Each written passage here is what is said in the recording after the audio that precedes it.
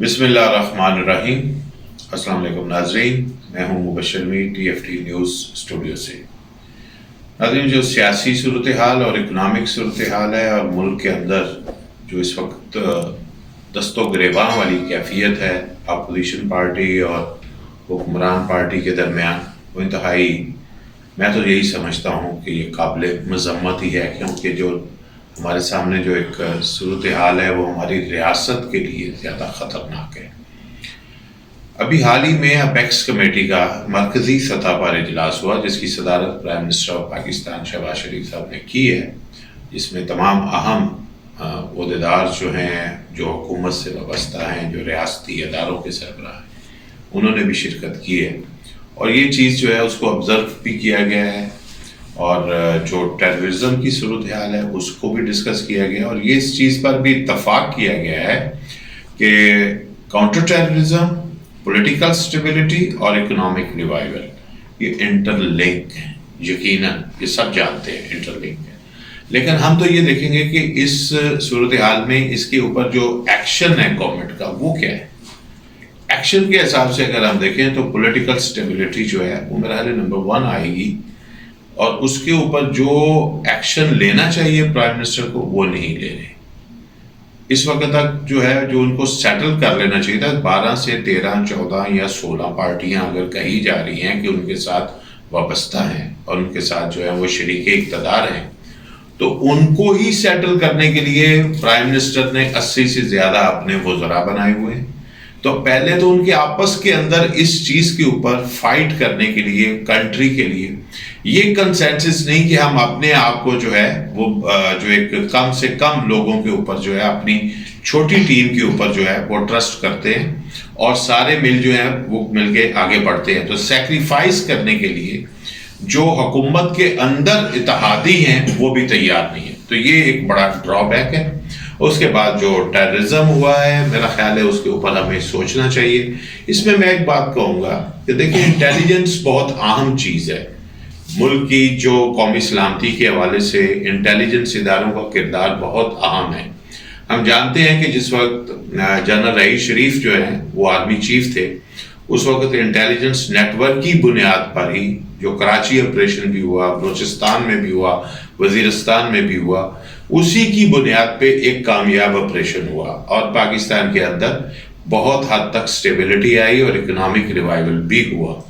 اس وقت جو intelligence net works ہیں یقیناً بہت اچھی ایجنسیاں ہیں ہماری، لیکن جو چیز کمی محسوس ہوتی ہے، جو کوآرڈینیشن بیٹوین دا انٹیلیجنس ادارے جو ہے اس کی کمی بہت شدت سے نظر آ رہی ہے۔ اس وقت جو اپیکس کمیٹی کو لینا چاہیے، انیشیٹو لینا چاہیے کہ پرائم منسٹر سیکریٹریٹ میں ایک جوائنٹ انٹیلیجنس ڈائریکٹریٹ جو ہے وہ ہونا چاہیے۔ جوائنٹ ڈائریکٹریٹ کی ضرورت ہے۔ اب پرائم منسٹر جو ہے ان کو IB بھی انفارمیشن دے رہی ہوتی ہے، ISI بھی دے رہی ہوتی ہے،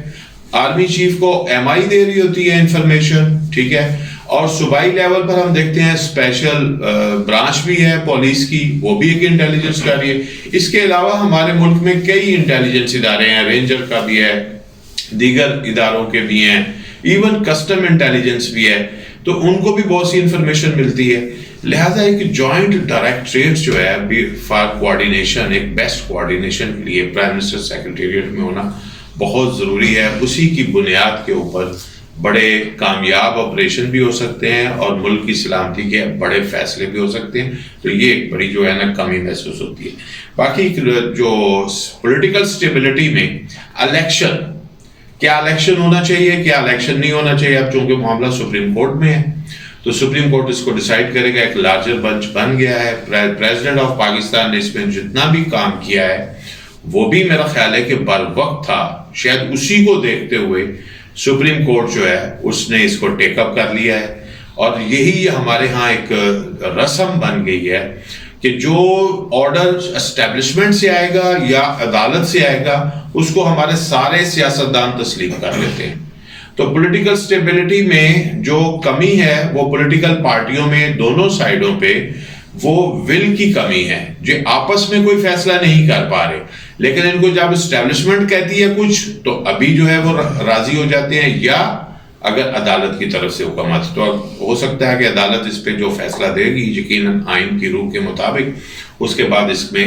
آگے بڑھنے کا جو ہے وہ راستہ نکلے گا۔ ایک چیز اور ہے کہ مثلا الیکشن کمیشن یہ کہہ رہا ہے کہ میرے پاس سیکیورٹی کے معاملات ہیں، میرے پاس پیسے نہیں ہیں، مجھے گورنمنٹ پیسے نہیں دے رہی، لیکن ساتھ ساتھ وہ ایک ضمنی الیکشن کنڈکٹ کرنے کے اوپر بھی کام کر رہا ہے، اس کے لیے اس کو پیسے بھی مل رہے ہیں، اس کے لیے اس کو سیکیورٹی بھی مل رہی ہے۔ تو یہاں پہ اس کا ڈبل رول جو ہے الیکشن کمیشن کا وہ بڑا واضح ہے کہ اگر آپ کو یہ چیزیں ضمنی الیکشن کے لیے تو میسر ہے، لیکن آپ پھر ایک جو دوسرا الیکشن جو کہ ڈیو ہے اس کے لیے کیوں نہیں جاتے؟ تو بہرحال اس پہ میرا خیال ہے جو سوالیہ نشان اٹھے ہیں وہ درست اٹھے ہیں۔ باقی جو ایک چیز اور ہے وہ ہے اس وقت پاکستان تحریک انصاف۔ پاکستان تحریک انصاف کے اندر جو اس وقت صورتحال ہے، جو جیل برو زندان برو تحریک ہے، میرا خیال ہے کہ یہ فیصلہ جو ہے وہ مناسب فیصلہ نہیں تھا، اور اس میں مشاورت بھی لگتا ہے کہ بہت کم ہوئی ہے۔ ایون ایک چیز بڑی اہم ہے، ایک پاپولر ترین لیڈر جو ہوتا ہے، جو بہت زیادہ مقبولیت حاصل کر لیتا ہے، اس کے جو ساتھی ہوتے ہیں وہ اس کی مخالفت سے بھی گھبرانا شروع کر دیتے ہیں۔ شاید یہی صورتحال اس وقت تحریک انصاف میں عمران خان صاحب کے حوالے سے ہے کہ ان کی پاپولیرٹی کا گراف اس وقت بہت زیادہ ہے، عوام ان کے لیے جو ہے وہ بہت زیادہ جو ہے ان کو ایڈمائر بھی کر رہے ہیں، ان کو ووٹ بھی کریں گے، لیکن ان کی جو باقی سیکنڈ لائن کی عادت ہے ان کے لیے بھی ایک مشکل صورتحال ہے۔ اگر وہ کوئی ایسا سجیشن دینے کی کوشش کریں بھی اپنے چیئرمین کو تو اس میں بھی شاید ان کو گھبراہٹ ہے۔ اب دیکھیں شاہ محمود قریشی صاحب جیسا شخص جو ہے وہ بھی اس بات پہ سٹینڈ نہیں لے سکا کہ جیل برو تحریک جو ہے وہ مناسب فیصلہ نہیں ہے، اسی لیے اس میں بہت زیادہ ان کو ناکامی ہوئی ہے۔ بہرحال پرویز الہی کا شامل ہونا ان کے اندر ایک بہتر فیصلہ ہے، اور پرویز الہی کے لیے بھی یہ بہتر ہے کہ وہ ضم ہو گئے ہیں۔ اب یہ ہے کہ اس میں جو سیکنڈ لائن کی عادت ہے وہ آپس کے اندر جو ہے وہ چیزیں جو ہیں وہ سیٹل کرنے میں کامیاب ہو سکتے ہیں۔ آخری بات یہ ہے کہ پاکستان کے اندر جو ایک چیز ہوئی ہے کہ جاوید اختر صاحب جو ہیں وہ آئے تھے بھارت سے۔ لاہور میں ایک فیض امن میلہ تھا جس میں بھارتی شاعر جو فلمی شاعر ہیں موسٹلی ان کی جو کت کاٹ ہے وہ ایک فلمی شاعری کے حوالے سے ہے، ان کے پاپولر سانگز ہیں بہت زیادہ، اور جس خاندان سے وہ تعلق رکھتے ہیں وہ خاندان بھی ایک اپنی ادبی حوالے سے بہت بڑا نام رکھتا ہے۔ انہوں نے جو گفتگو کی ہے پاکستان میں بامبے اٹیکس کے حوالے سے، اور یہ کہا کہ یہاں پہ ہی اس کے جو لوگ ہیں اس سے متعلقہ لوگ وہ یہیں پہ گھوم رہے۔ میرا خیال ہے کہ ایک اب ہمیں یاد ہے کہ پرویز مشرف صاحب جب گئے تھے انڈیا تو ان پہ بھی یہ اعتراض لگایا گیا تھا انڈیا میں کہ انہوں نے مہمان نوازی کے حوالے سے جو ایک مہمان کا جو ایک پروٹوکول ہوتا ہے اس کو وائلیٹ کیا ہے، اور میزبانوں کی عزت کا خیال نہیں کیا، جس کے بعد وہاں پہ کچھ ان کو اس طرح پذیرائی نہیں ہوئی تھی۔ ان کی ایک میٹنگ ہوئی تھی صبح کے ناشتے پہ دانشوروں سے اور جرنلسٹ سے، جس میں انہوں نے اس چیز کا اظہار کیا تھا کہ چونکہ بھارت نے مشرقی پاکستان ہم سے علیحدہ کروانے میں اپنا رول پلے کیا، تو اگر ہم نے کارگل کر لیا تو اس میں کیا جو ہے وہ مذائقہ ہے، تو لہٰذا وہ ہمارا جواب ہو سکتا ہے۔ اب یہ بھی ایک طرح کا اپنے آپ کو اس طرح کی گفتگو کر کے انہوں نے جو تذکرہ کیا، حالانکہ جو اجمل قصاب کا قصہ تھا وہ تو بھارت میں ہی اس کا ریبٹل ہو گیا تھا کہ انہی کے ایک آفیسر نے کہہ دیا تھا کہ یہ ہمارے ہی ہاں سے جو ہے نا وہ پلان ہوا تھا۔ ہاں کچھ چیزوں میں پاکستان کا جو ایک جو جہادی تنظیمیں ہیں ان کے حوالے سے کچھ غلطیاں تھیں،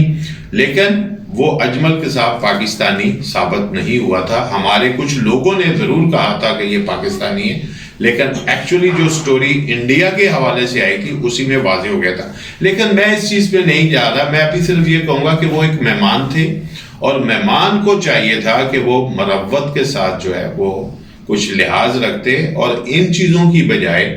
وہ امن کی بات کرنے آئے تھے۔ فیض امن میلہ ہو رہا تھا تو امن کے حوالے سے وہ بات کرتے کہ آگے بڑھنے کا راستہ کیا ہے۔ باقی جو ان کے اپنے ملک میں ہو رہا ہے وہ بھی کوئی ڈکا چھپا نہیں ہے، تو لہٰذا یہ چیز وہاں ہماری جو لوگ یہاں پہ پروگرام منعقد کرتے ہیں جو بھارت سے مہمانوں کو بلاتے ہیں، اور ان کو بھی میرا خیال ہے سوچنا چاہیے کہ وہ ایسے لوگوں کو ضرور بلائیں جو ایک دوسرے کے ساتھ جو ہے ایک بہتر تعلقات کو آگے بڑھانے میں کردار ادا کرتے ہوں، نہ کہ اس کے لیے کوئی مسائل کریٹ کر کے چلے جائیں۔ بہت شکریہ۔